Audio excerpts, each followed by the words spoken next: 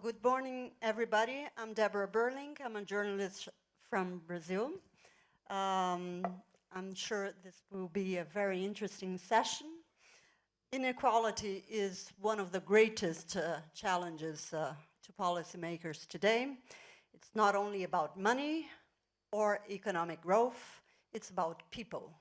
It's about education, it's about health, it's about opportunities, giving people the opportunity to have a better life. 7 years into the crisis, unemployment has hit 43 million people in OECD countries. The gap between the rich and the poor has reached its highest level in 30 years in most of the 34 OECD countries, with the United States at the top of inequality in the developed world. But the US is not alone. Inequality is also growing in Germany and even in countries like Sweden. So today the richest 10% of the population earn 10 times more than the 10% at the lower bottom. In the 80s, it was 7 times, so quite a big difference. As a consequence, many people don't trust governments, politics, business, international organizations anymore. We have seen what happened recently in Spain with the amazing rise of an anti-establishment movement in local and regional elections. Yet what is more interesting and disturbing is the fact that inequality has risen in the OECD countries, not only in bad times, but also in good economic times. So that leads us to 4 key questions to this debate. First of all, what's wrong? Second, what can be done to reduce this growing gap between rich and the poor in the developed as well as in the emerging world? So what is the right mix of policy governments should focus on? And finally, what is preventing governments to adopt these policies? To answer these questions and many others, I have the pleasure to introduce to this great panel of speakers. So from left to right, I have a problem with right and left. I was going to. So from left to right, Art de Geus, Chairman and CEO of Bertelsmann Stiftung, which is a foundation in Germany that has invested millions in philanthropic projects. He was a former Minister of Social Affairs and Employment in the Netherlands, and he was the Deputy Secretary General of the OECD. I have Xavier Godinot, a delegate for international affairs of the international movement, ATD, that means All Together in Dignity, Fourth World in France, which is an international organization working with grassroots movements both at national and international level to eradicate extreme poverty. I've got next to me Marcelo Neri, Chief Economist at the Center for Social Policies, Fundação Getúlio Vargas, which is a top think tank in Brazil. He was also an advisor to the Brazilian presidency. I've got Christina Persson. She's the Swedish Minister for Strategic Development and Nordic Cooperation. She was a member of the parliament and was also a deputy governor at the Central Bank of Sweden. And I've got Stefano Scarpetta, the Director for Employment, Labor and Social Affairs of the OECD. He has supervised the latest OECD report on inequality that will guide us through this discussion.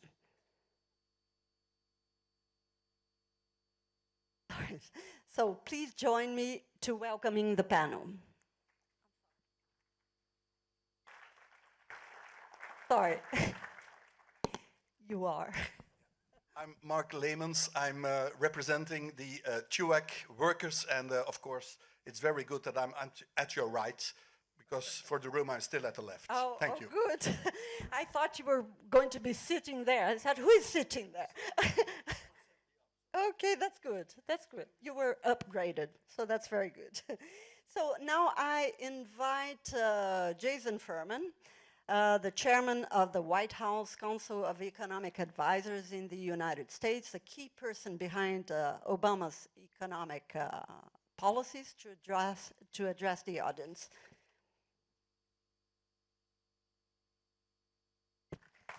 So,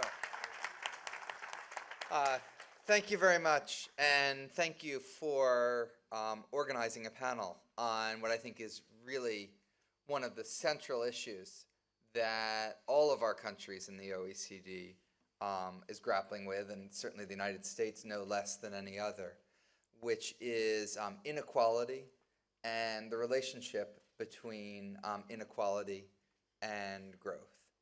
And in some circles, it may be impolitic to talk about the top 1%. It may sound like class warfare.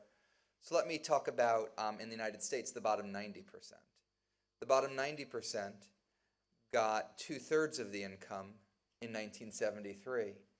Now they get half of the income. And when you go from 2/3 of the income to half of the income, it explains why it's been so hard to see the type of sustained growth in incomes for middle-class families that we'd like to see. That's not a problem that we can address without addressing inequality. It's also not a problem we can address without addressing growth.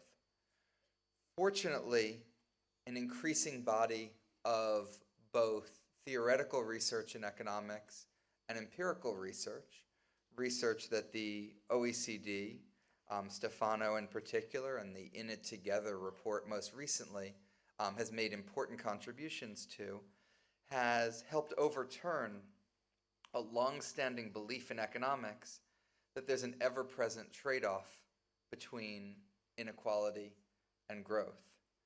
In particular, a few different mechanisms lead us to suspect that in many cases precisely the opposite could be true. Inequality can make it harder for everyone to contribute to the economy in the best way that they possibly can through innovation, knowledge, education. Inequality can reduce risk-taking and entrepreneurship if it makes you worry about the consequences of failure and what it would do if you went to the bottom rung of that ladder and didn't have, for example, health insurance. Inequality can be associated with rent-seeking and all the inefficiencies that go with that, which can be bad for growth. Inequality can undermine the confidence that you need for an effective functioning of a market economy where not everything can be written out and specified fully in advance in contracts. And inequality can lead to political instability and undermine the support that's needed for the types of policies that are conducive to growth. Empirically, the relationship between inequality and growth probably depends on the source of the inequality. Is it more innovation or more rent-seeking, for example? The latest cross-country studies make it increasingly untenable to confidently claim that inequality is, on average, good for growth. The more relevant question for policymakers, though, is not the average relationship between inequality and growth, but what policy instruments we have to deal with the two of them. And I want to talk today about three general areas where there's strong evidence that you can make a complementary effort on these two challenges. The first area is insufficient aggregate demand. Right now, the unemployment rate in the OECD is 7%. In parts of the OECD, like the Eurozone, it's even higher at 11%. These rates are above where they were before the crisis. They're above any reasonable definition of full employment, and they're clearly indicative of insufficient aggregate demand. The fact that lots of people are out of work and earning nothing, or are in jobs, but they're part-time jobs or subpar jobs and they're earning too little, is a form of inequality. And the fact that this inequality is based on a gap between what the economies of the OECD could produce and what they are producing suggests that by closing that gap, you could get higher growth and less inequality. At the level of a worker, we know that being out of a job leads not just to lower earnings today, but to persistently lower earnings into the future. Conversely, preventing that job loss through expansionary fiscal policy and expansionary monetary policy can not only prevent those losses of earnings, but can also prevent what otherwise would have been a longer-term harm to the underlying level of potential for the economy itself. The economies of the OECD are at different stages of the business cycle, but in all of them, subpar wage growth is a real concern and is linked to the fact that employment is below potential, that more aggregate demand is needed. In the United States, that takes the form of trying to prevent a set of harmful budget cuts set to go into effect at the beginning of the next fiscal year, and taking affirmative steps, including President Obama's proposal for a 40% increase in infrastructure investment. The second area of policymaking I wanted to highlight is one that really links to a long-standing work stream within the OECD, which is addressing economic rents and rent-seeking behavior. I would define this as any difference between the income paid to land, labor, or capital and the minimum cost needed to bring them into production. Rents can be beneficial. It could be, for example, consumer surplus or an inducement to innovation. But it also can be harmful when an oligopolist is extracting additional rents. And it can be especially harmful when the effort to seek rents leads to not just a waste of resources, but a distortion in public policies in a way that increases inefficiency as well. To deal with rents, the OECD's structural agenda through the Competition Committee of having better antitrust, reducing anti-competitive behavior, having a convergence of these types of standards across OECD economies has the potential to increase competition and reduce rents. This is a particular issue in certain sectors of the economy. Economists are increasingly talking about issues with the financialization of the economy.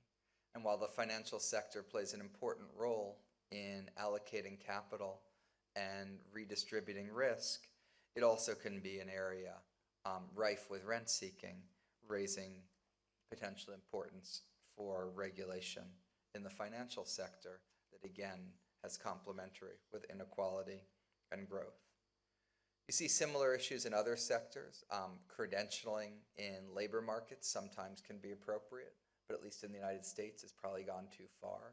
Constricted entry into occupations, raised inequality, hurt people, and local zoning rules as well. It's not just the existence of rents. Sometimes they're going to exist. For example, every time there's a match in a labor market, there's going to be a difference between what the employer was willing to pay, what the employee was willing to be paid. The problem there is that these rents are being divided increasingly unequally. And that's a function of institutional structure, rules like the minimum wage and the prevalence of unions. And helping to rectify that institutional imbalance can change the distribution of those rents and potentially make it easier for people to invest more. The third area of policymaking where I see complementarities is investing in families. And here there's been a striking set of economic research in just the last year or two that uses randomized trials or quasi-random experiments, and has found that investing in families, especially in low-income children, doesn't just help them today, but has long-run benefits in terms of greater likelihood of going to school, higher earnings, and other benefits like stronger families and less crime. This includes programs that provide income assistance. In the United States, the Earned Income Tax Credit, which is a match for low-income workers, food assistance, support through education and housing as well, all have been documented to have these types of benefits that don't just help the economy, but also with the additional growth that they generate, potentially produce enough revenues to more than offset the initial cost of programs in these areas. These are just 3 different examples: expanding aggregate demand, increasing competition and reducing rents, and investing in families, where I think there's a strong evidence of a complementarity between addressing inequality and growth. There's other areas of policy where there'll be trade-offs. In many of those cases, those trade-offs may well be worth making and may well be worth debating, but there's no reason why we can't start the conversation here at what, for most policymakers, should be a no-brainer, where you have the potential to get more of everything. Thank you very much. Thank you, Jason. Jason gave us some interesting inputs on how the Obama administration planned to reduce inequality with investing in families, infrastructure, tax credits. Unfortunately, he won't be able to stay for the debate, but we thank him for his speech. Before we start, we would like you and those who are on social media to participate in a quick poll. Here is how it works. Hold on a second, because it's not that simple.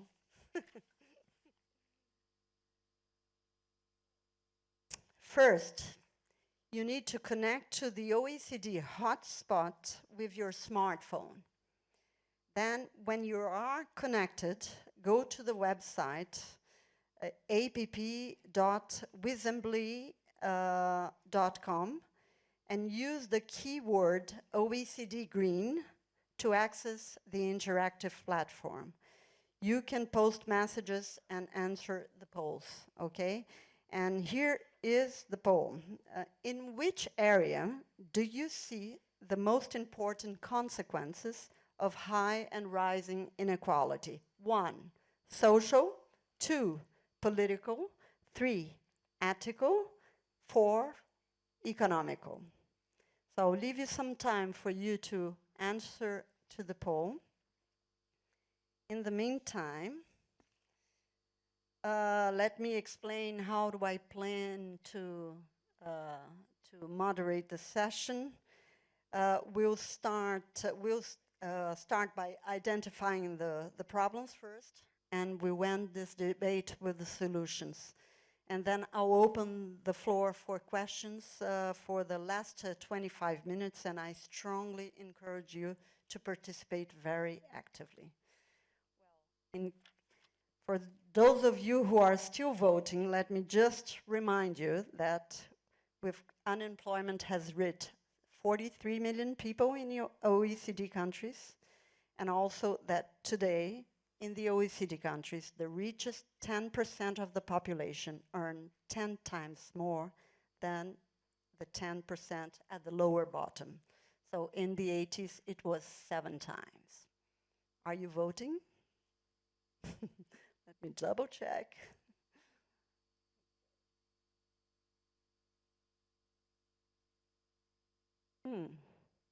Economical, so far. Just give you a little bit more.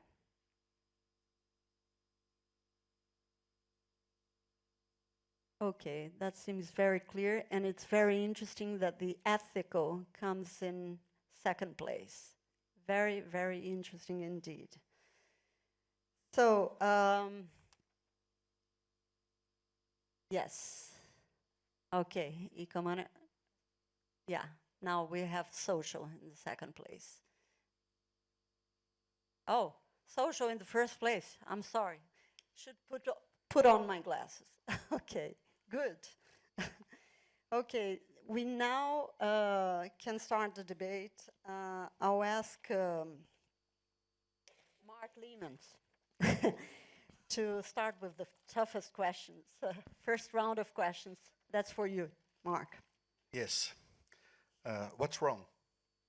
And what can we do about it? Because Absolutely. everything is sharing the same opinion that it's not going in the right direction.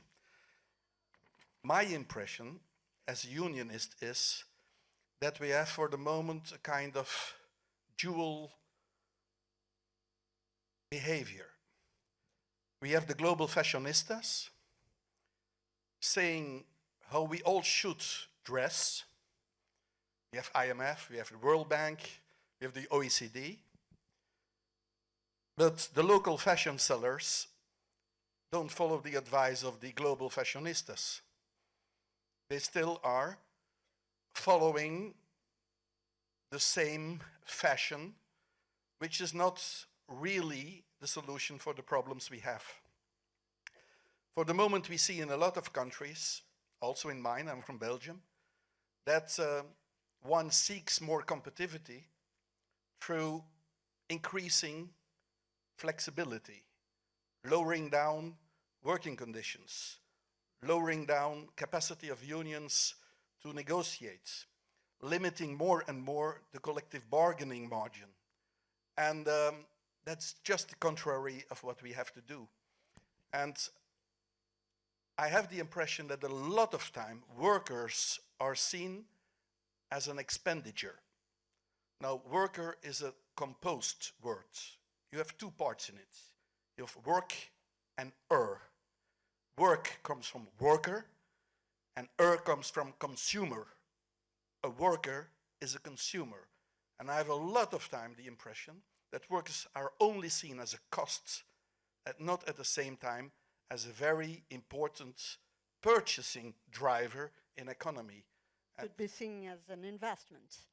Yes, as an investment, but not only as an investment, because the investment is for the branches, for the company and so on, but also an investment for the society, for the economical system, for the social system, for the political system. Because if we fail to create growth, and if we fail to create jobs, you will have, in the end, also a very big pressure on your political system, with all excesses we know, and we don't want to have that kind of excesses. We like to have the harmonious society.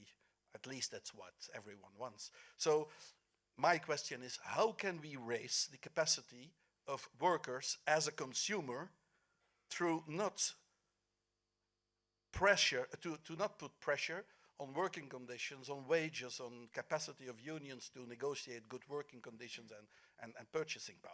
That's a good question. So I'll ask very briefly each one of you to answer to this question. Art?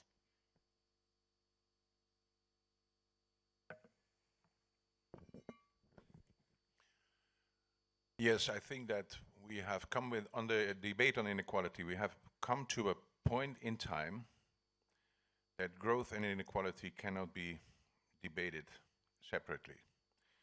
So therefore, inequality is so closely related also to growth issues that I only can agree, and I'm looking forward to go more into detail. I won't do that now, but there is a strong link between growth strategy, or there should be, between growth strategy and inequality. I insist just on his question on wages and workers. Xavier?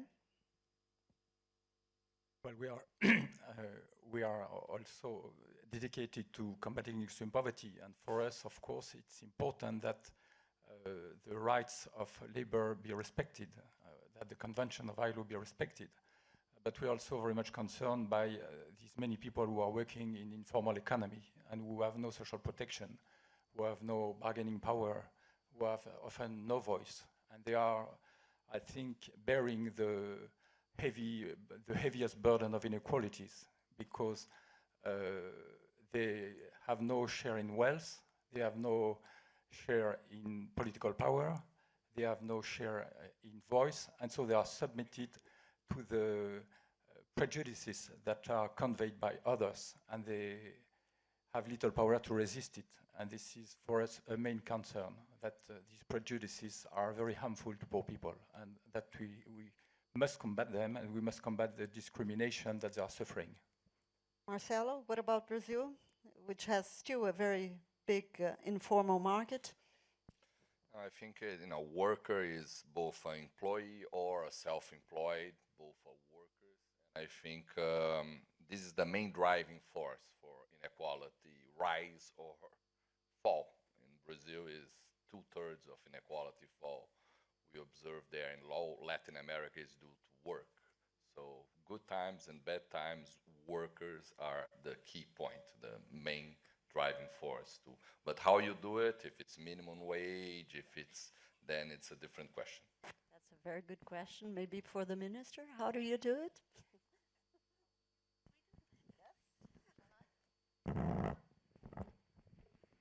Well, first of all, inequality in Sweden has risen lately, even more than in other OECD countries.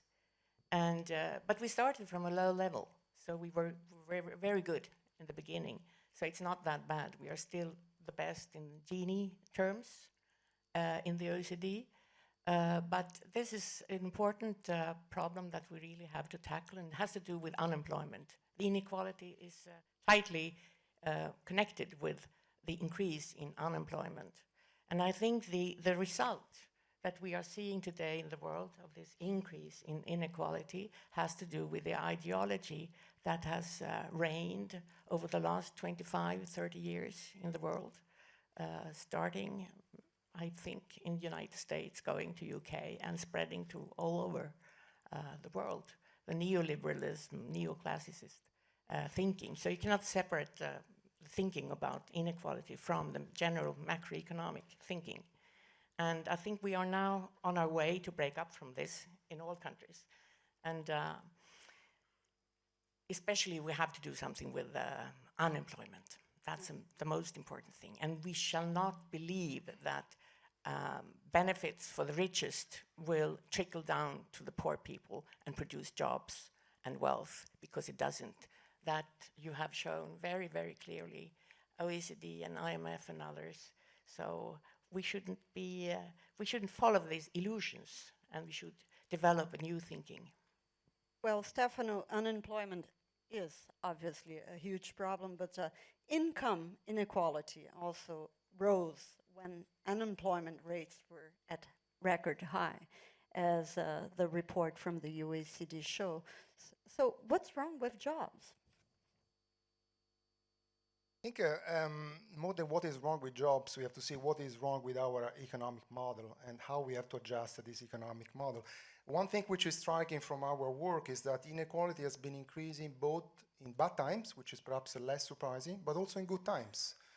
We have seen significant increase in inequalities before the global financial crisis, where actually the labor market was doing, at least apparently, pretty well. We had one of the lowest level of unemployment, one of the highest level of employment. I think one of the major challenges we are facing, exactly very much along the lines of what the minister said, we have to remove this illusion. We have to remove the silo approach whereby we have one discourse, one narrative for growth, we go for growth, and we have a set of policies that actually will promote economic growth, and then we have a separate discussion about how we deal with some of the unpleasant outcomes of the way in which growth manifests itself, including growth with increasing inequality. We have to bring these two discourses, these two narratives together.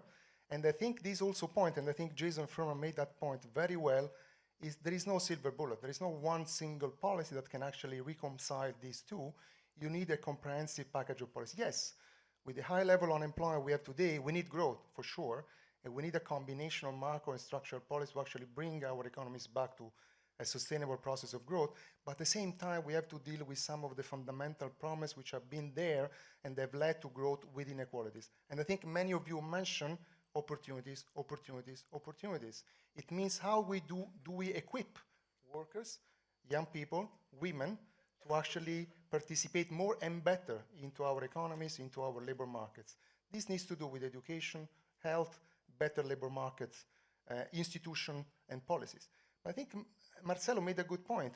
There is nothing inevitable with inequality, right? So Brazil is a country that has been able to grow and to reduce inequality from a very high level, but significant progress has been made. If it was not because more women participated into the labor market, our inequality level would have been much higher. If it was not because we have made progress on education, our inequality would have been even higher. We do have to do more to reduce the persistent gaps that still remain, both on gender, on education, on health, and so on. Brazil is not growing now, but I'll challenge Marcelo later. So let me go back to a round of questions. First to Art. Many Europeans proudly differentiate themselves from Americans by saying our model has built a more just society. So, but your social justice index shows a growing divide within the European Union. Are Europeans becoming more unjust? The sad answer is yes. So Europe is becoming more unjust. The work of Bertelsmann Stiftung on the social justice indicators shows that there is a growing inequality, there is a growing injustice. So what we saw in the past is that there was a division between the West and the East of Europe. Now we see the division between the North and the South of Europe, in unemployment, for example. But we see also growing differences, growing inequalities within the countries. And there you see in particular, what we found in our indicators which cover employment, income, health, education, social cohesion, and intergenerational justice, we see that the new poor are young. The new poor are the children, the families, the unemployed. Pensions are relatively stable, but the new poor are the children. So this is a very interesting outcome of our study. What we also see is that there has been a myth that growing GDP would reduce inequality. It's simply not true. It comes from our data that that is not true. So let's get the example of the US. Number one in GDP. Low ranking, I think the bottom 5 or so in OECD countries when it comes to social justice. Let's take another example. Czech Republic, very average on GDP, ranks number 5 in social inclusion, in social justice, just behind the Nordics. So this is a story that tells that social justice is not just a product of economy, but it is makeable, it's doable, it has to do with all kinds of policies. So before I pass, I ask my questions to Javier, I'm just curious, maybe for you, if you could raise your hand, how many of you think your daughters and or family will have a better life than you, better jobs? Can you raise your hands? Only 1, 2? My God. 3? Okay. How many of you feel you are rewarded with your jobs? Well paid. Good. How many of you are fully employed?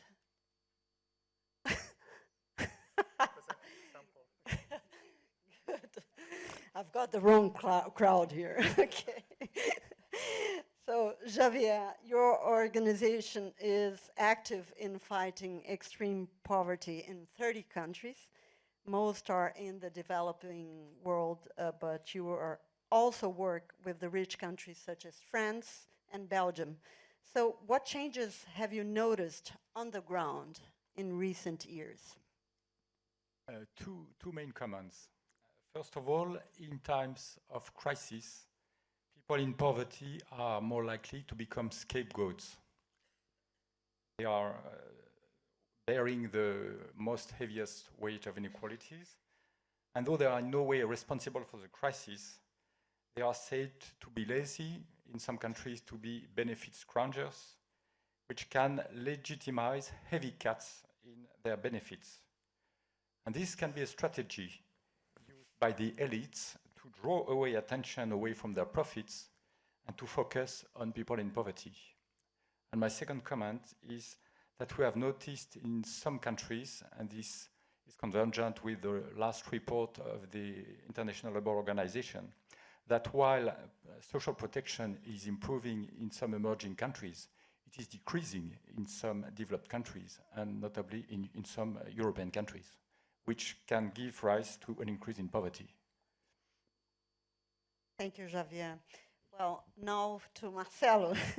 Brazil has been one of the most unequal societies in the world. Well, yet the country succeeded in narrowing the gap between the rich and poor in the last decade. So the economy has now stalled and is plagued by fiscal disarray and mounting inflation. So does Brazil risk spoiling the opportunities of these 40 million people that were lifted out of poverty in the past decade? Do they risk going back to poverty? Of course, this is always a risk, and the greatest danger is if we don't, we are not very careful about this risk. But I think we went too fast, from the good times, and like Stefano, I think would agree with me that Brazil lived for 12, 13 years following inequality. The the bottom 5% grew 415% faster than the top 5%. I mean, to observe that in Brazil, this is not a country where you would expect that. And the best is that is a trend that you observe all over Latin America. So finally, we are in our lowest level of inequality ever, but much higher than any country here in this table. So there is a lot to go, and I think we may be in both in Brazil and Latin America, though inequality is lowest level ever, is almost like where we were 50 years ago. So maybe kind of a floor where you cannot go, you cannot reduce more. There is But- a solution. But now, of course, we are in a period of adjustment. We're going to have Minister Joaquim Levy, the Minister of Finance of Brazil, here tomorrow. I think it will be very important. The key question is it an adjustment, a temporary adjustment, to put the macroeconomy back on track, or is it a new trend? That's an open question. I hope for the first, it's an adjustment. But one thing, just going back for the two initial questions, general question, what's wrong? I think that's fundamentally something very right in the world in the last 25 years, which is the growth of inequality between countries. China and India, they did, they had an splendid job, and we are not discussing that. We are looking at our own belly, our own countries, and world inequality did not necessarily raise. When we have to think policies across countries, between countries, inequality between countries were the good news of the last 25 years, the Chindia effects. Of course, we are very concerned what happened within our countries, but worldwide inequality had, so I think there is a kind of strange debate, and policies about that. I would say, it's very hard to address, inequality because capital is mobile, but labor is also mobile. How about immigration? Why don't we don't let people move around? This would be good for inequality. Of course, it comes at a cost. Well, very briefly, I think Art disagrees with you. Yeah, there is indeed a reduction of inequality globally. One could say, well, the tide is rising, and the emerging economies are there, and I want to congratulate Brazil on that. But what we see inside Europe is that the inequality between countries is growing. So at a local level also, and you see that between people in the same street, which is, the feeling of the human being about what's happening with inequality is not a macro figure. It comes to the existence of people. And there, I would say, although the good news is that Brazil, China, etc., are rising tides, but very briefly, this is for the reality of the man in the street in Europe. It is not important. What is important is that he has no access to health. His son cannot get a job, and his wife is discriminated.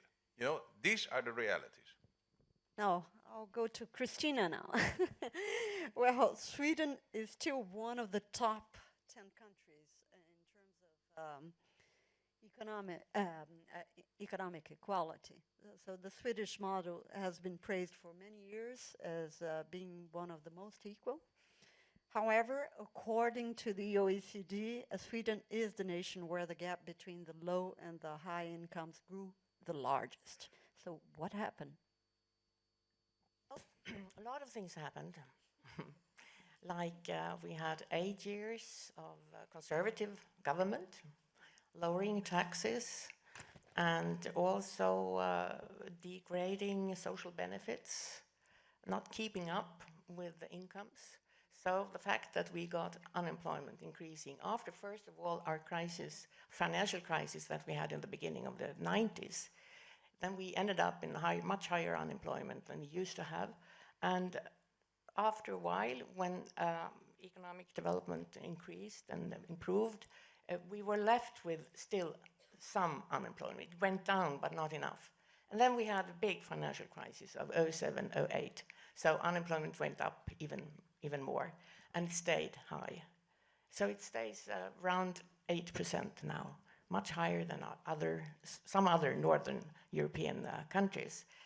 And of course, this has to do with many things. And the present government that I represent, the Social Democratic Green government, we have now decided that we will do everything that it takes to make this unemployment figure go down substantially, down to 3%, maybe 4%, in 5 years of time. And we will do that in many ways, like education and labor market policy, investment programs, building houses. And education is key, I think, very, very basic necessity. Both adult education and better education for youngsters. And we have special programs for the so-called NEETs, the not in employment or education, to give every young person under 25 the right to a job or education, or both. So does that mean that you're reversing policies? Are you going to raise Absolutely. taxes? Or are you going to increase the benefits as in the past? Sweden is a funny country. We like taxes. We know that we get good things for taxes. But you had reduced taxes. We have reduced, the former government reduced the taxes quite a lot. That's why I'm asking, are you reversing? So yes, we might. It depends. Luckily enough, we have strong influx now of immigration, because that will help us to keep taxes down. But of course, that demands that we get our immigrants working. We have not succeeded very well with that. So the high unemployment has to do with immigrants and with young people. And the immigrants want to work. It's us who have failed. The society has failed to organize the introduction into the Swedish society, learning Swedish, getting training, getting jobs. We haven't done a good job. I mean, I'm talking, of course, now about former governments, but we have only had 8 months so far. But we have started to reverse the trend, and we will get all the immigrants into the labor market within at least 2 years, not more. So only curbing immigration is not the solution, right? No, you have to absolutely work not. with the We need immigration. We need immigration so that we will get a better balance between people working and people getting supported. Okay, thank you. Well, absolutely. This is important to keep the taxes down. So, Stefano, income inequality in the OECD countries rose not only in bad economic times, but also in good economic times, as you pointed out in the report. What did governments did so wrong? I think a little bit the point we were making before in the discussion we've had is not what government did wrong, but actually the fact that there were different policy for different purposes, different objectives. I think let me point to the point that Marcelo was making about Brazil. A country that now, of course, growth has stalled, but I think has been growing very rapidly and has managed to reduce absolute poverty and reduce inequality because there were very specific targeted policies to help the poor. What is behind the trend increase in inequality in many OECD and emerging economies is not just the top 1% that also Jason Furman was mentioning, but it's actually that the bottom 40% that is not doing well. During the crisis, we're seeing the bottom 40% seeing the income declining. So it's not just a targeted policy for the very poor, but much broader policy for a large proportion, getting close to the middle class. And this has to do with a range of policies. I mentioned before the improvement we have made on gender equality and on education. These are huge, huge progress that needs to be made going forward. The gender gap in pay is in the OECD country 15%. The career progress of women is much lower than that for men. You know how many young girls choose STEM, science, technology, engineering, and mathematics when they enter into university? 19% in the OECD. How many young men? 49% or 39%. So you huge need to get differences. more women into the equation. But also there are huge gaps in the educational outcomes. It's not just a question where you rank in PISA or in our adult skills survey, but behind that there are huge disparities. The US is a fantastic country because it has a lot of very top talent, people really at the top of the ranking in the OECD, but also has a lot of people very much at the bottom. So how do we close this gap in the quality of education people have access to? And this is not just, again, the bottom 10%, actually affects many more people. I think the point that Art was making is absolutely essential. There has been a shift in the risk of poverty from the older generation to the young generation. What is the risk that? If we believe that there is a link between inequality and growth, well, if we don't give opportunity for young people to get quality education, the right kind of skills that will enable them to enter the room, if we don't give them jobs, then we are going to have a problem for them, but actually for our economic future. Mark, let me ask you something that has to do with politics today. I mean, the OECD warns that when 40% of the population at the lower end of the distribution in so many countries is benefiting so little from economic growth, this leads to the social fabric phrase and the mistrust in institutions. Does that explain, in your opinion, the strong rise of radical parties from both left and right, and also anti-establishment parties in Europe? We've seen what happened in Spain now. Yes, I think we all agree about that. Economic failure leads to social failure, and social failure leads to ethical failure, and social and ethical and economical failure leads to democratic failure. And that's what we see more and more. Rising inequality is indeed reinforcing the frustration of a lot of people. And they feel powerless. And if you feel powerless, then you turn to extremes.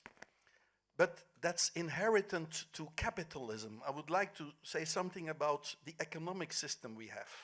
Capitalism is the only system that is working. We had feudalism, we had communism. For the moment, capitalism is the only economical system worldwide functioning. But capitalism is a very ugly beast. You need to put it to the leash. You need to chain it. You need to put it in a cage.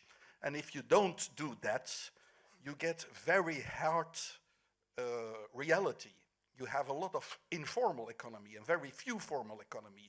You have a very limited number of very rich people and a lot of people who don't have the capacity to organize their life in a decent way. So you need to regulate capitalism. You need rules and regulation. You need corrective system. You need strong states. You need strong authorities. And that's, for the moment, what is lacking.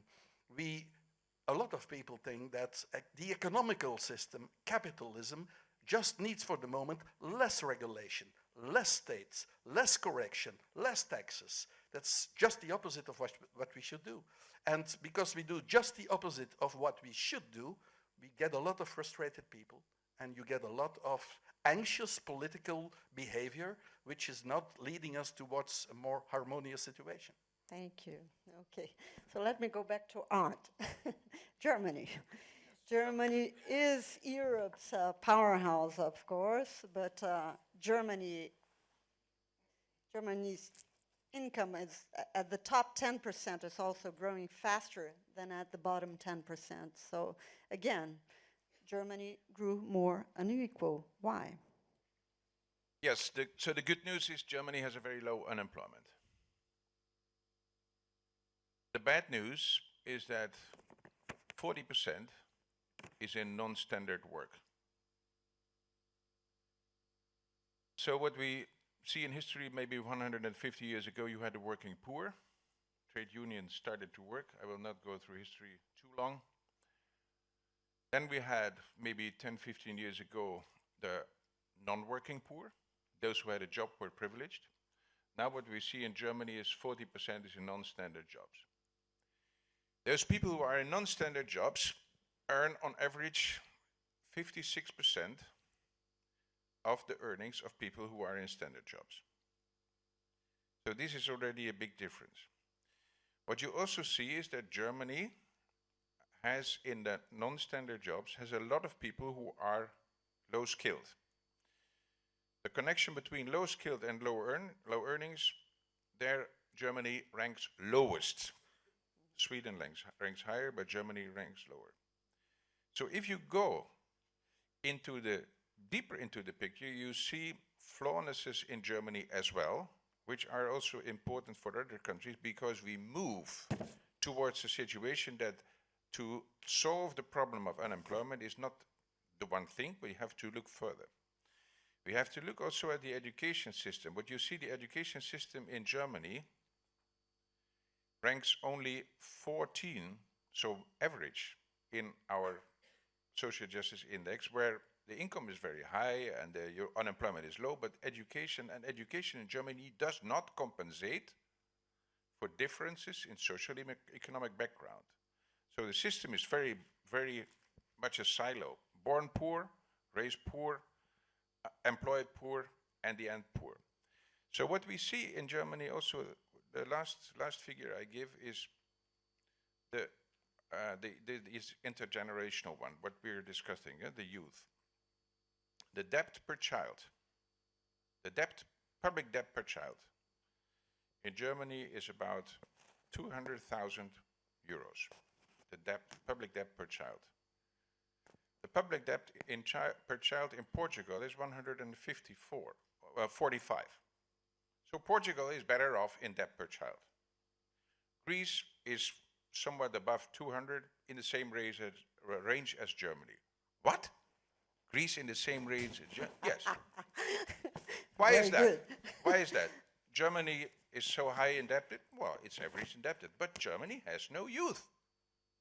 So if you have poor youth, you have low youth unemployment, of course, because you have no youth, but you also have a very high debt.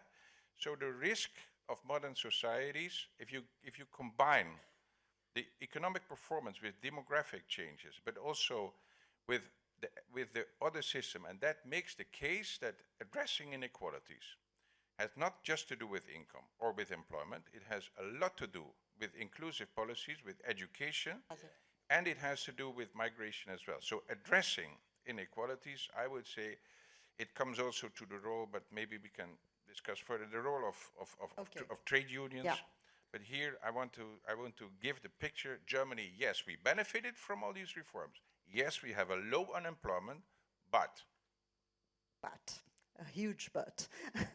Okay, so let's try to move now on solutions. Okay, Javier, I mean, should governments expand, their welfare programs and spend more massively to tackle inequality? How do you think it should? Can I ask also a question related to Stefan and his point? Brazil has a target of eradicate extreme poverty, etc. But I have the feeling that we are looking too much at the bottom. It's subject to measurement error, and shouldn't you think we should move like the SDGs to the bottom 40 as well? I mean, to look at both. I mean, how is it to look at the bottom, 3%, 2%? Of course, they need the most, but methodologically, policy-wise, it's kind of, and politically wise, it's difficult. I think we need to look at the broad picture and the 20% who are the bottom. Because these 20% are the bottom, they are often invisible. They are invisible in statistics. I can explain why. and they are invisible in policies. And we need to look at them. We need also, of course, to look at the broad picture and to see how we can address inequalities. But how can we also reinforce the power of the bottom 20%? How can we include them in policies? For example, in France, we have a very successful education system for the better off and a big failure for the worst off. Each year in France, 150,000 young people get out of the school system without any qualification. And this is a huge failure. So of course, they get unemployed, long-term unemployed, and they get, of course, the bad jobs, the non-standard jobs. They are low paid and so on, and they feel left behind. And why I say that we should look at the bottom 20%, because you remember that the MDGs said the challenge was to halve extreme poverty by 2015. And the way the target was designed was this way to design the target to half the number of people living under $1 a day by 2015 is a way that marginalizes poor people. Why? Because, of course, all actors and all policies will target the one who are closest to the poverty line and will abandon the one who are the furthest below the poverty line. And so this is what we've seen. What we've seen. And Ban Ki-moon himself, he said, well, we've made a tremendous progress with MDGs, but the poorest of the poor have been left behind. So please don't take your... you have to look at this. You have to look at this. And you know that in the negotiation on the financing for development, on the SDGs, this motto has been repeated this morning by Helen Clark, leave no one behind. But we have to be consistent with that. And very often we are not at all consistent with that. Marcelo, can Brazil do more? If it is not growing, how can you tackle that? Investing more in education? Do we invest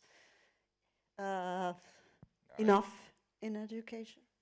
We are spending more resources. It jumped in the last 10 years from 3.5 to 6% of GDP. The problem is quality. And now there is a big discussion. Let's raise to 10%. It's not about money. That's why I think not only about money and not mainly about money. It's about the technology, how you do it.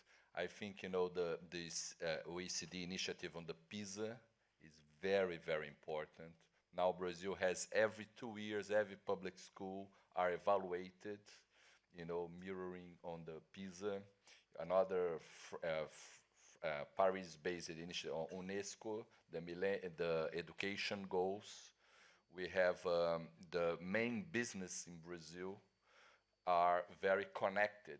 The people who will inherit the business, they're not working there. I think that there is an improvement in the elites of Brazil. The Latin American elites were always very bad, never care about the poor, never care about inequality. Because if inequality is high, it's Brazil preference. That's what society wants, in the end. It's how it is. And so we have to face reality. But now Brazil has targets of education to improve the quality of education for 2022. There is a system that combines all three government levels, civil society. We have the means, we know how bad we are and we know where we want to get, but we have a lot of work to do. Cristina, I've seen thank you, Marcelo.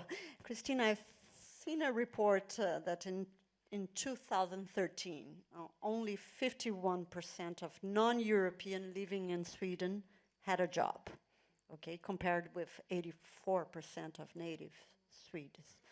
So high immigration seems to be making also the native Swedes less willing to support redistribution in Sweden. So, and in the welfare state. So what is the right mix of policies, for Sweden? Well, to integrate these people? First of all, we have to see to it that we are not taking care of the fugitives coming to our country now in fairly large numbers. It's only Germany and Sweden really taking many fugitives from Middle East, Syria today, and Northern Africa. We have done it in the wrong way. We have taken care of people. We have given them somewhere to live and food and clothes, everything. But we haven't seen to it that they can take care of themselves. We haven't given them a job. We haven't seen to it that they learn Swedish right away as they come. They should start the first day to study Swedish at the camps where they are put up when they arrive in large numbers. And we should see to it that they leave those camps quickly enough, and that they are matched with the demand for labor that we have. We have a need of artisans. We have a need of doctors and engineers, and especially the ones coming now are highly educated. Many are very, better educated than the Swedes.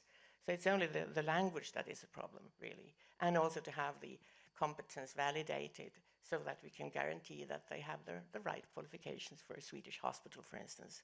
And we haven't, it's a social failure, the way we have been handling this before. But now we are doing our best to do it right. And we are also mobilizing civil society. And we shouldn't neglect the importance of social economy, social innovations. And we can see all around the Swedish countryside fantastic work being done by people, especially people my age, who have time, more time than I have, and they engaged in introducing the people coming into the Swedish society and helping them in various ways. And they do this as a volunteer work. But there's only so much that you can do without any support, so that we have now organized a way of giving financial support to the civil society organization who are involved in the reception of the immigrants and fugitives. So this is one thing that we are doing, and of course it's a question of organization. I mean, everything is a question of organization. It's we people who have created these societies that we have all around us. We can change it, but we shouldn't trust the market to do it. We need politics. We need lots of politics. More and state. We need cooperation between nations. It's not sustainable that only Germany and Sweden receive the fugitives coming now from, because this will increase with climate, with the climate change, the warming of climates in Asia and other parts of the world. We will have a lot of fugitives to take care of. We should start now to prepare for that. Okay. Thank you, Christina.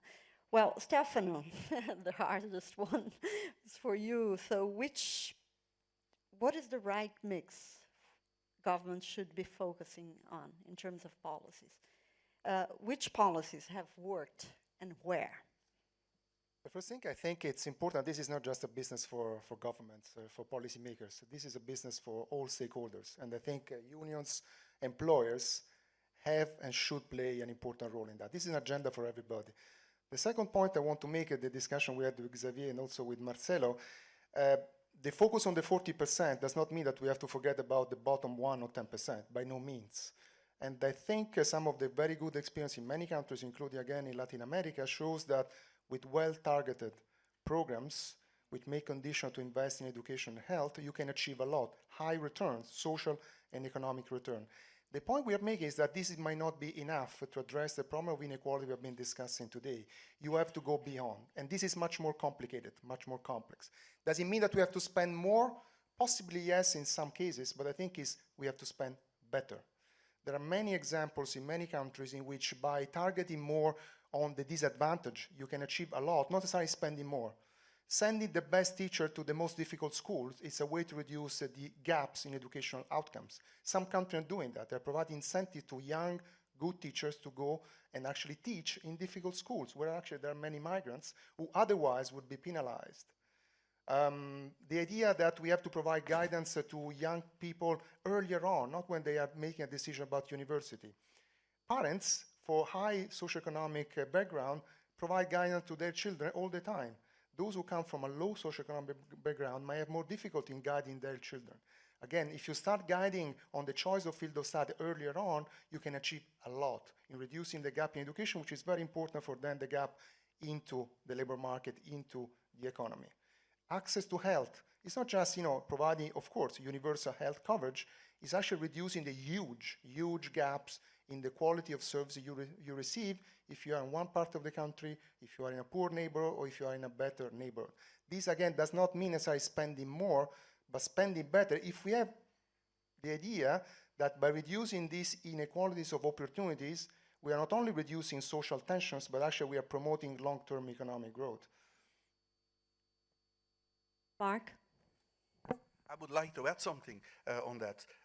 We need politics, we need politicians, we need democracy, but we need not only politics.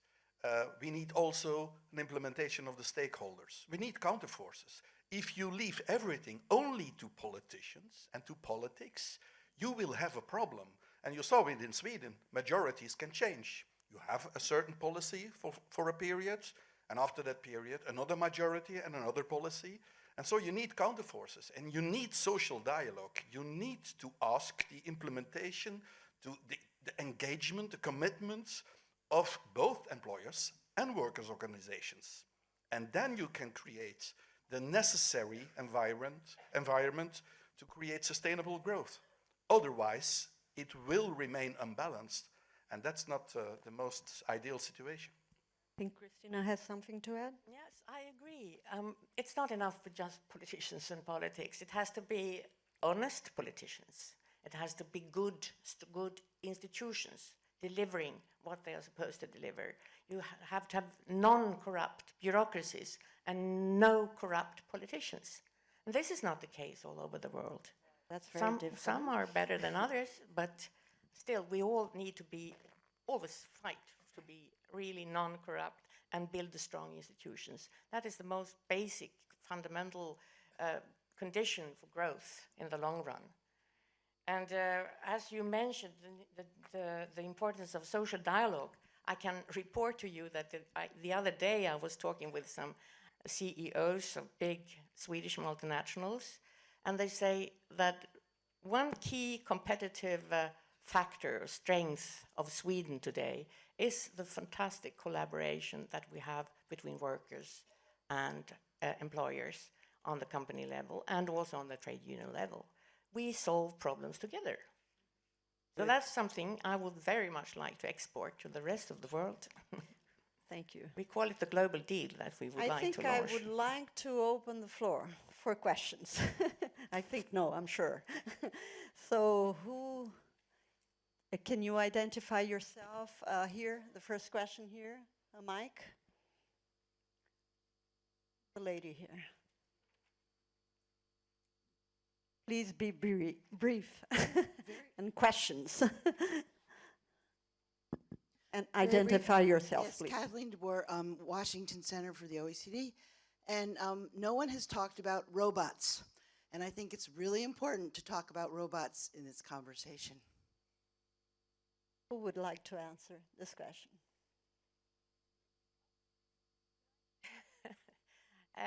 We have recently done a study in Sweden showing that as much as 53% of all jobs could be replaced by machines within the next 20 years. So this is really a key question that my group working with the future of jobs in Sweden is dealing with. How can these jobs disappearing be replaced? Some new jobs will definitely occur. I mean, they will come, data programmers or data platforms or technologists and game producers or whatever. But it's happening so quickly now. And you also have globalization affecting employment. So you really have to be quick, and you need policies. You need new policies. You need new ways of working with creating employment. And I think also that the conditions for starting up new companies should become better and easier. Entrepreneurship is important. But we have the huge needs. Also in Sweden, a country like Sweden, we have so much needs in health sector, in hospital and care for the elderly, in schools, in culture.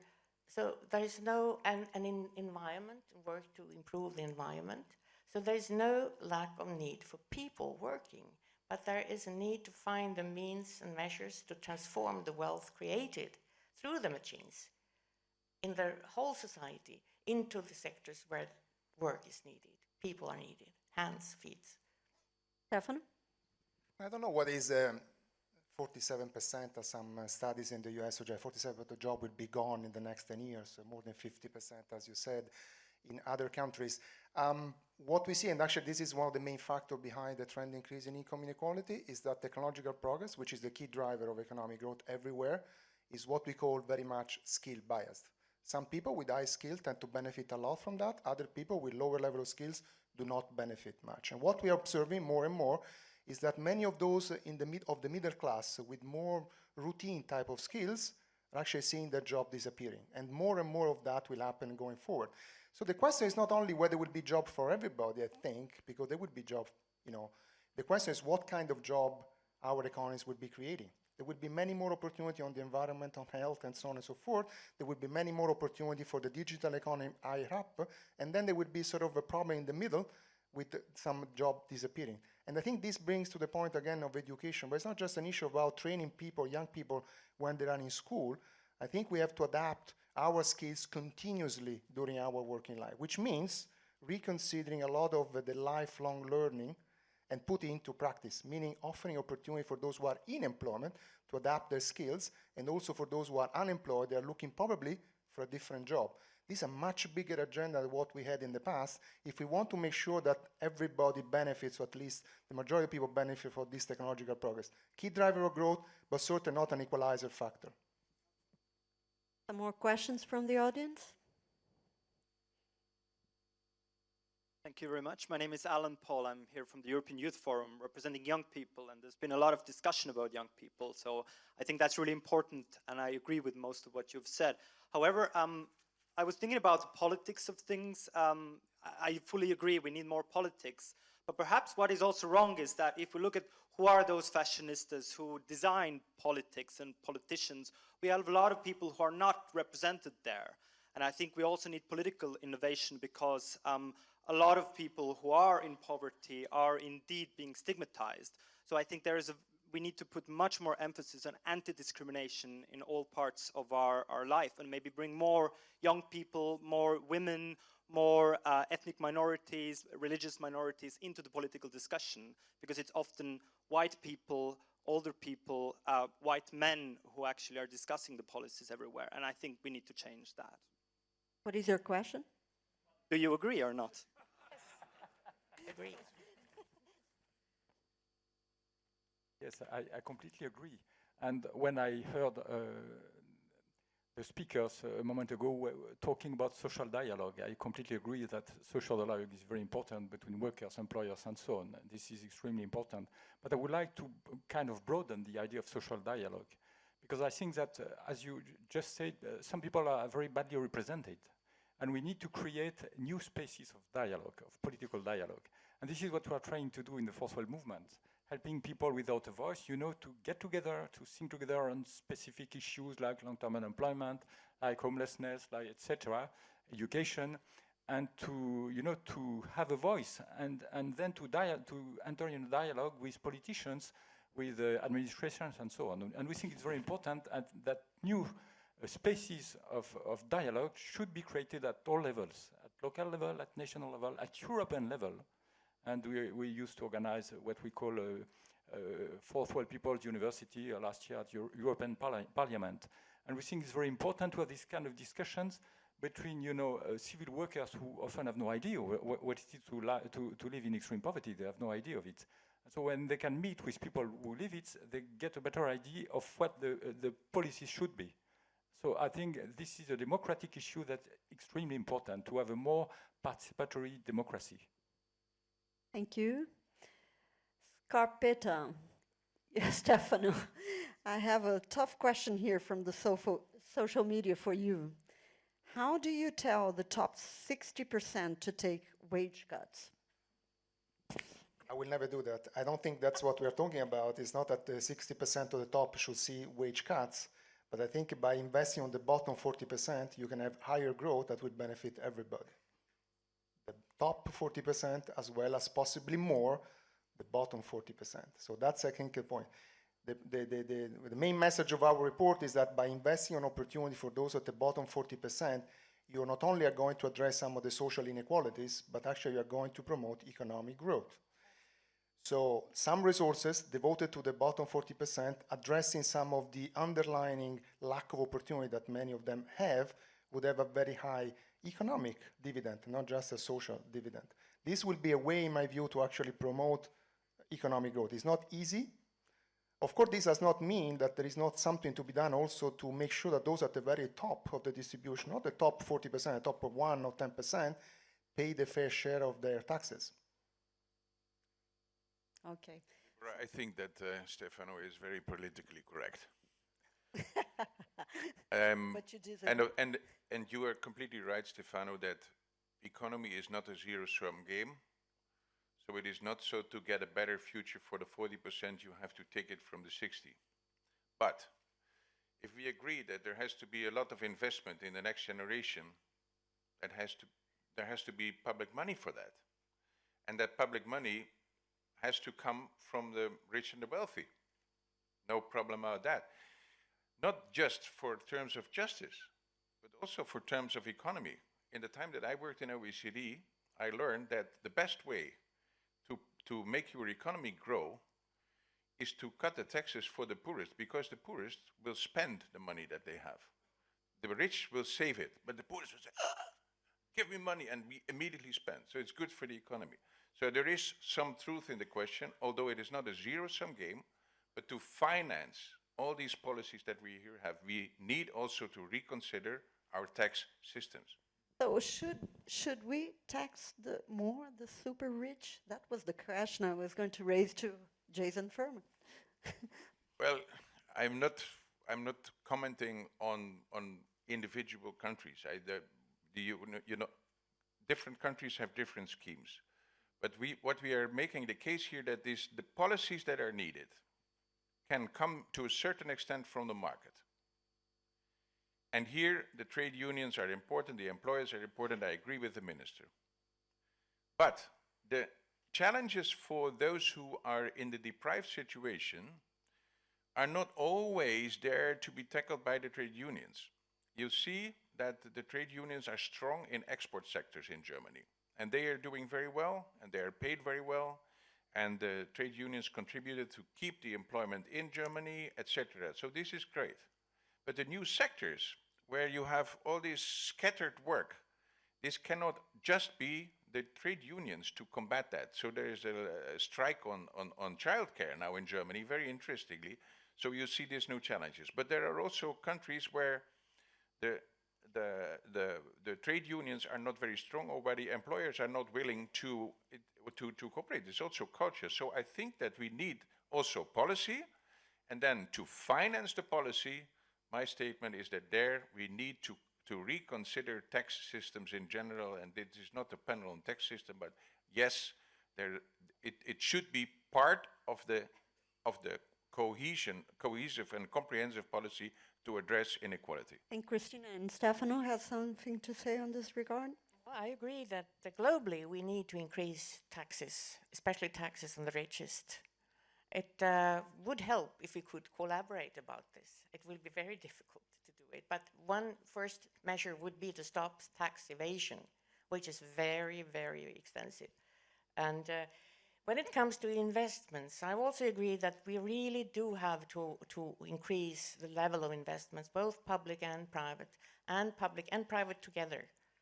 There is a shortage investments have been far too low all over the world, especially in Europe, over the last 20, 30 years. But I don't agree that everything has to be taken from the budget, because we have this large collective capital that we own together, large pension funds, private pension funds, cooperative pension funds, public pension funds, and they are huge, and they are not being used for building the society strong for the future or enhancing growth. They are placing their money in financial assets and shares, stock exchange shares. Very, very, very small portion, something like 1.4% or something, is going to infrastructure the kind of infrastructure that we need, and new energy, renewable energy investments and infrastructure. Okay. Stefano, you have something to say? We have 5 minutes before the end of the session, and I have 2 more questions from the audience. Just going back to the point of taxes and actually building on what the minister said, Christine and Hart. If you look at across the OECD countries, the progressivity of the income tax system has declined a lot in most of the countries. So certainly there's something to be done there. But I think if you're talking about the super rich of the top 1 or 0.1%, let's them pay what they're supposed to be paying. Let's eliminate tax exemption, tax avoidance. Let me just mention, because there's a bit of publicity for the OECD, we have a big project with the G20 on BEPS, base erosion, profit shifting. The fact that multinational, not avoiding, respecting the laws, park their profits where actually corporate taxes are the lowest. There is a global initiative there to try to work together on that. So there is a lot of tax revenue that can be collected by actually enforcing better tax systems and eliminating some of the exemption, other forms of tax planning that actually reduce the overall budget. And that could be used indeed to improve the opportunity for the bottom 40%. But a broader strategy that Art was referring to, maybe we should, and some countries are doing, reconsider also the progressivity of our income taxes. Wonderful. So, question? Yeah, Stefan Pleisnitzer from World Vision. We talked a lot about inclusive development, and I think this is something very important.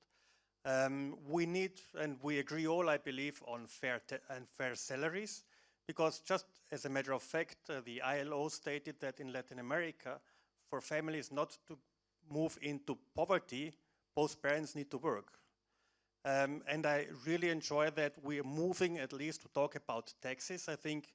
And my question is, what about tax evasion, about poor governance and corruption as key drivers of inequality? Question. To whom you would like to ask? Whoever wants to answer. So who and wants has to the right answer. I already agreed once, so you're quite right. So maybe corruption and so on. Marcelo? I just want to quote a study that was made recently by a commission set up by the African Union. There was a commission that was chaired by Thabo Mbeki about tax evasion in Africa, and they came out with the findings that every year $60 million flow illicitly out of Africa to Western countries. $60 million, that is twice the amount of official development aid.